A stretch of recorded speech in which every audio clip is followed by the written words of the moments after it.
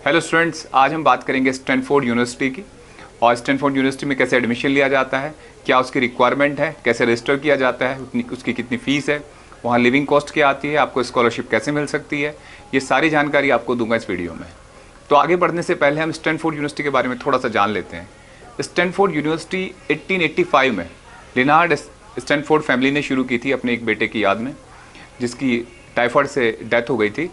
तो आज की तारीख में अगर हम इसकी रैंक देखें तो लगभग ये टॉप 3 में रहती है। अलग अलग कोर्सेज में, किसी कोर्स में इंजीनियरिंग में ये रैंक 1 आ जाती है। मतलब ओवरऑल टॉप 3 में ये यूनिवर्सिटी रहती है।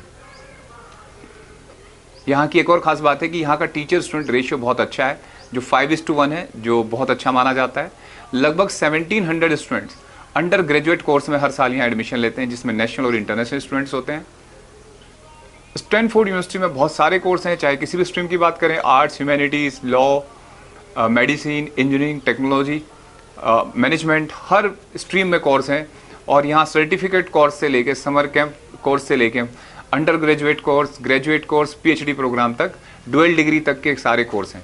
तो आज की इस वीडियो में आपको अंडर ग्रेजुएट कोर्स के बारे में बताऊंगा, स्पेशली आर्ट्स, ह्यूमैनिटीज़ और बीटेक इंजीनियरिंग के लिए कोर्सेज बताऊंगा। यहाँ थोड़ा मेडिसिन और लॉ में एडमिशन का क्राइटेरिया या तरीका कुछ अलग है, तो उसकी बात हम किसी और वीडियो में करेंगे।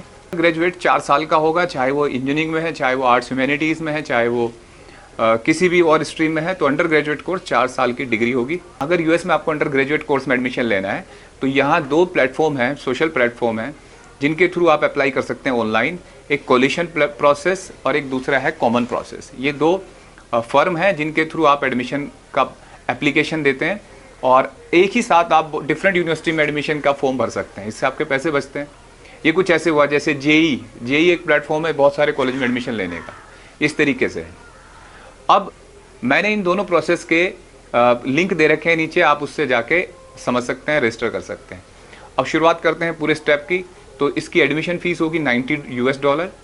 और अब चलो रिक्वायरमेंट की बात करते हैं। एडमिशन के लिए रिक्वायरमेंट क्या है? तो एडमिशन के लिए रिक्वायरमेंट है सबसे पहले आपका सेट या एसीटी एग्ज़ाम का स्कोर। सेट और एसीटी एग्ज़ाम में आपको ऐसे राइटिंग पोर्शन नहीं करना, मतलब उसकी रिक्वायरमेंट नहीं है।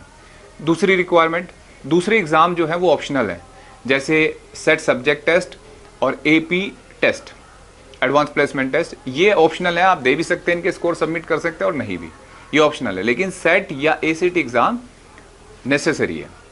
तीसरी रिक्वायरमेंट टॉफेल या आइल्स एग्ज़ाम।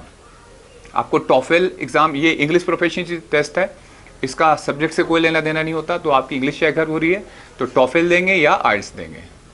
चौथी रिक्वायरमेंट कि यहाँ एसए की बात है। अगर आप यहाँ एसए सबसे एसेंशियल पार्ट है, अगर आपको एडमिशन लेना है तो एसए बहुत कुछ डिसाइड करता है, एसए राइटिंग। तो अगर आप कोलिशन प्रोसेस से जाते हैं या कॉमन प्रोसेस है, दोनों में ऐसे लिखना होता है, लगभग 550 वर्ड का। वो आपको लिंक नीचे डिस्क्रिप्शन में आप डिटेल में देखेंगे। उस ऐसे को लिखेंगे। साथ में आपको फिर जब आप एप्लीकेशन प्रोसेस आगे बढ़ेगा तो एक ऐसे आपको स्टैनफोर्ड अपने तरीके से लिखवाएगी, ठीक है। और टॉपिक क्या होते हैं? टॉपिक जनरली आपकी लाइफ से रिलेटेड, आपकी लाइफ की कोई घटना या आपके अपने बारे में, आप किसी सिचुएशन को कैसे हैंडल करते हैं, मतलब आपके बारे में जानना चाहते हैं। जो नेक्स्ट रिक्वायरमेंट है वो है लेटर ऑफ रिकमेंडेशन। भाई आप 12th अपियरिंग है तो आपका अभी बोर्ड का रिजल्ट बहुत लेट आता है, ये एप्लीकेशन शुरू हो जाते हैं जल्दी। तो यहाँ आपके 2 टीचर आपके बारे में रिकमेंड करेंगे और आपके कितने मार्क्स आ सकते हैं 12th के एग्ज़ाम में, बोर्ड एग्ज़ाम में, वो आपको लिखवा के देते हैं। तो ये लेटर ऑफ रिकमेंडेशन है जो 2 टीचर देंगे आपको। इसके बाद लास्ट स्टेज है इंटरव्यू। ये नेसेसरी नहीं है, ये हो भी सकता है आपका और नहीं भी। जनरली ये मैनुअल भी हो सकता है, कोई एल्यूमिनी आपका इंटरव्यू ले ले आपके आसपास आके, या इंटरनेट से हो सकता है या फ़ोन पे इंटरव्यू हो सकता है। अगर सेट के स्कोर की बात करें तो पिछले सालों का रिकॉर्ड देख के 740 से 800 के बीच में आपका सेट स्कोर होना चाहिए और एसीटी 32 से 35 के बीच में हो। और अगर आइल्स के स्कोर की बात करें तो 700 प्लस, टॉफेल की बात करें तो 100 प्लस, ये स्कोर होने चाहिए आपके, अगर आपको इसमें एडमिशन लेना है। और देखिए, किसी भी एग्ज़ाम का स्कोर, हाई स्कोर, ये डिसाइड नहीं करता, कंफर्म नहीं करता कि आपका सिलेक्शन होगा। जो अच्छा, एडमिशन की डेट के बारे में बताता हूँ आपको। इसको अप्लाई कब किया जाता है? जब आप 12th क्लास में होते हैं। तो 12th क्लास में 2 तरीके हैं एडमिशन के, एक है रेगुलर डिसीजन और एक है अर्ली डिसीजन। अर्ली डिसीजन की लास्ट डेट, कुछ बच्चे जल्दी अप्लाई करते हैं तो अर्ली डिसीजन में आते हैं, लास्ट डेट 15 अक्टूबर है सबमिट करने की एप्लीकेशन की, चाहे वो किसी भी प्लेटफॉर्म पे, चाहे कोलिशन प्लेटफॉर्म पे या कॉमन प्लेटफॉर्म पे। और दूसरा जो रेगुलर डिसीजन है उसके सारे सबमिशन करने हैं जो डॉक्यूमेंट्स आपको, वो है December 1। तो ये उसकी लास्ट डेट है। तो ये हुई डेट। अगर हम इसकी फ़ीस की बात करें तो इसकी एक साल की जो ट्यूशन फीस एस्टिमेटेड है वो है $52,000 US डॉलर, और जो बोर्डिंग फीस है आपकी लगभग $15,000 US डॉलर है। अगर स्कॉलरशिप की बात करें तो स्कॉलरशिप अगर आपके पेरेंटल इनकम $56,000 से कम है तो आपको फुली वेव ऑफ होता है बोर्डिंग प्लस ट्यूशन फीस। लेकिन अगर आपकी पेरेंटल इनकम 1.5 लाख से कम है, 1.5 लाख US डॉलर यानी कि 150 लाख US डॉलर, तो उस केस में आपको जो वेव ऑफ होगा केवल ट्यूशन फीस।